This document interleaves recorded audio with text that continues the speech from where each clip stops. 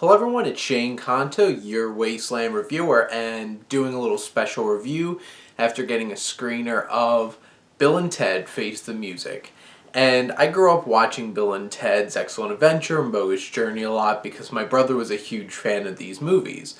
So getting a chance to watch them a lot as a kid, they left an impression. And I always found that they were a lot of fun, and I know rumors have been going around for years now, are we going to get another Bill and Ted?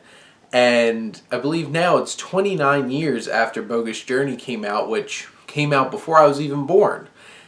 Just around about that same time, though. So it's crazy when I was sitting and watching this movie thinking about, I'm watching a Bill and Ted film from 2020. It's been a weird year. And I was excited to see this. I didn't have huge expectations. It's been a long gestating sequel. Was it going to live up to the hype? And here's the thing. If you love Bill and Ted, you're probably going to love Bill and Ted Face the Music. It very much feels like another installment of this series, for better or for worse. And this is directed by director Dean Parasot, who was the one who made Galaxy Quest. And you can kind of see it has a similar look to Galaxy Quest, has a very distinct sheen to it. It has a similar kind of tone with this sassy, kind of weird, absurd kind of sensibility about it. And it very much fits with the other Bill and Ted films. And obviously, like, Excellent Adventure and Bogus Journey had very different tones to them comparatively. And this film has a lot of special effects in it. It has this really impressive, more expansive future world with a lot of CGI in it and a lot of new characters, including Kristen Shaw, who might be related to a very famous character from the earlier films. And Bill and Ted are stuck in this adventure of they have to play this song by this certain time in like 75 minutes or so to save reality. So reality is falling in on itself. Different historical people getting shot through time, and Bill and Ted, with a little help from their daughters, are responsible for trying to save reality. And the story, this is written by Chris Matheson and Ed Solomon, who wrote the other two films.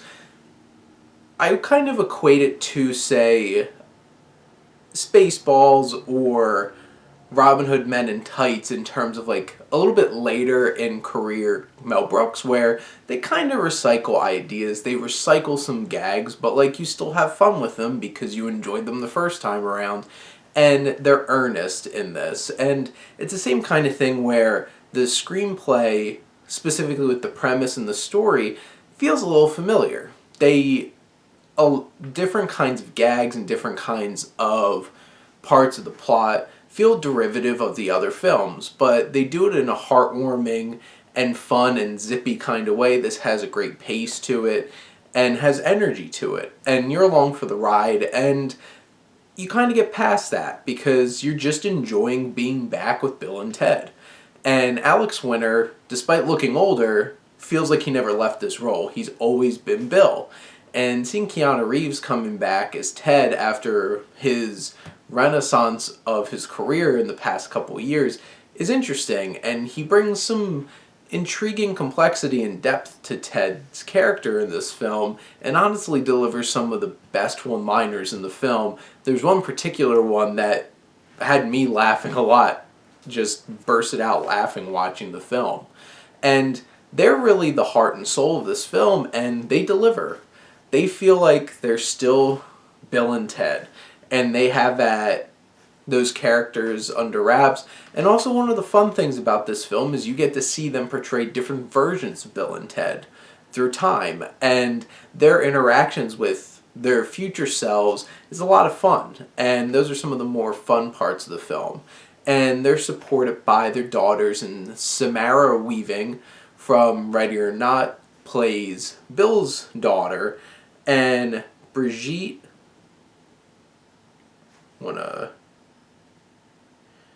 Brigitte Lundy-Paine from Atypical plays Ted's daughter. And the two of them really capture the energy and the personality and the fun of the characters that are their fathers in this film. And both of them are a lot of fun. I enjoyed them, and honestly, I would probably watch Adventures with their daughters because they're fun characters, they love music, and honestly, the music really at the heart of this film is heartwarming and meaningful, and the importance of art is really shown in this film. This film does it, like, it might feel a little bit lazy and derivative in terms of the story, but it doesn't feel like it's just a cash grab. It feels like they have heart and soul from the other films in this film, and it was a worthwhile experience. And it's fun seeing some of the other supporting characters, which it's a bit of a mixed bag. Death coming back, played by William Sadler, has some fun scenes, and they progress his character. The actor who plays Ted's dad feels so wooden and uncomfortable that any scene that he's in just feels off, which that's disappointing. But there's Anthony Carrigan's character. He plays this robot sent through time to chase after Bill and Ted, and at first he just seems like a throwaway character, and then he becomes a very interesting comedic relief character, and I think either you'll find him really funny if your sensibility matches with the character, or you'll find him really annoying. So, jury's out on that character. But in general, Bill and Ted Face the Music. And honestly, it was a lot of fun. I enjoyed it. I think if you enjoy these films, you're going to get more of those films and you're going to enjoy this. If you don't like Bill and Ted, I don't think you're going to enjoy this. It's very much another one. And it feels like Bill and Ted, and it feels good being back on another adventure with them. And what seems like will probably be the final adventure, I think this is a nice swan song for Bill and Ted. But those are my thoughts. Let me know what you think. Let's talk some movies. But thank you as always for tuning in and supporting your Wasteland reviewer.